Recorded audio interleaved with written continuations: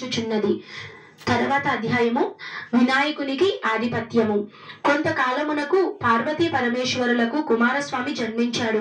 అతడు మహాబలశాలి. ఒకనాడు మునులు దేవతలు పరమేశ్వరుని దేవా విఘ్నములకు అధిపతి కావాలని కోరారు. అందుకు వినాయకుడు కుమారస్వామి ఇద్దరు విఘ్నాధిపత్యములకు పోటీ పడ్డారు.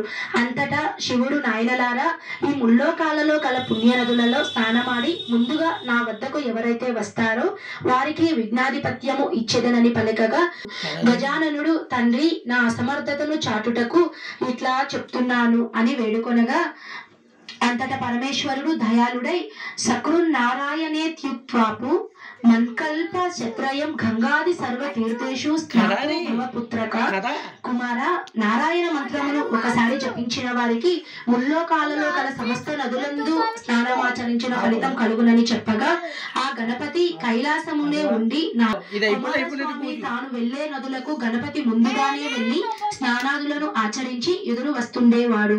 తన అజ్ఞానానికి చింతించిన వాడై కైలాసమునకు వచ్చి, తండ్రి నా అజ్ఞానమును మన్నించి గణపతికి విఘ్నాధిపత్యము ఇవ్వవలసిందిగా వేడుకొనెను.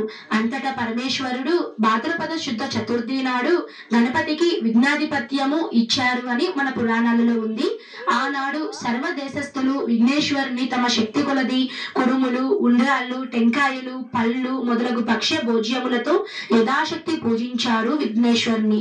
సంతుష్టుడై తాను భుజించి మిగిలినవి తన వాహనమైన మూషికనమునకు ఇచ్చి మిగిలినవి చేత పట్టుకొని ముక్తాయాసముతో కైలాసమునకు వచ్చి మాతాపితృలకు పాదాభివందనం చేయు సంకల్పించగా, ఉదరము సహకరించక నానావస్థలు పడుచుండగా శివుని శిరస్సు యందున్న చంద్రుడు చూచి పకపక నవ్వాడు.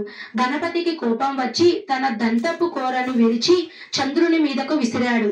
ఆ దెబ్బకు ఏర్పడిన మచ్చ ఈనాటికి ఉన్నది. ఆవేశంతో ఊగులాడుతున్న వినాయకుని పొట్ట చిట్లింది. పాముతో బొజ్జను కొట్టాడు.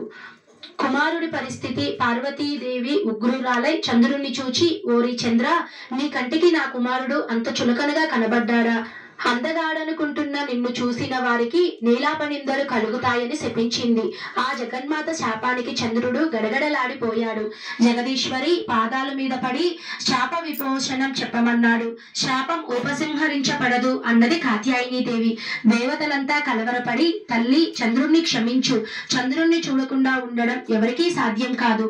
ఎవరి ముఖం చూపలేక, ఎవరు తన ముఖం చూడక చంద్రుడు ఎక్కడైనా దాక్కుంటే దివిరాత్రులు ఎలా జరుగుతాయి? జనులు ఎలా జీవిస్తారు? తల్లి చంద్రుడి కోసం కాకపోయినా లోకాలను